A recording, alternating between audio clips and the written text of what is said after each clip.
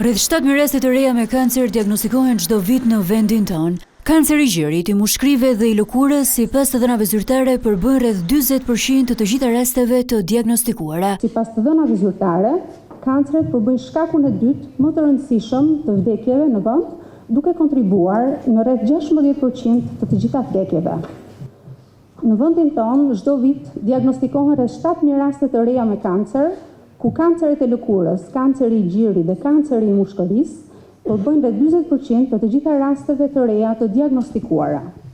Analiza e prirjeve në kohë dëshmon për një ulje të vdekjeve nga kanceri gjatë dekadës së fundit në vendin tonë. Instituti i Shëndetit Publik organizoi forumin Kontrolli i kancereve në Shqipëri me pjesëmarrjen e ekspertëve të shëndetit publik. E pranishme në këtë forum ishte edhe Ministrja e Shëndetësisë dhe Mbrojtjes Sociale, e cila u ndalte përmirësimi i kapaciteteve të trajtimit me radioterapi.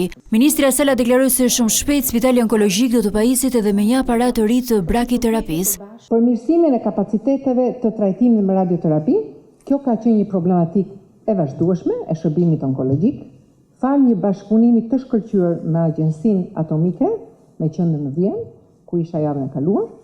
Shumë shpejt do të kemi 3 akselerator linear funksional dhe sigurisht po punojmë të sjellim aparatin e ri modern të brakiterapisë sa më shpejt. Në nivel global, kanceri mbetet një nga sfidat më të mëdha të shëndetit publik, duke qenë shkaku i dytë kryesor i vdekjeve pas sëmundjeve kardiovaskulare.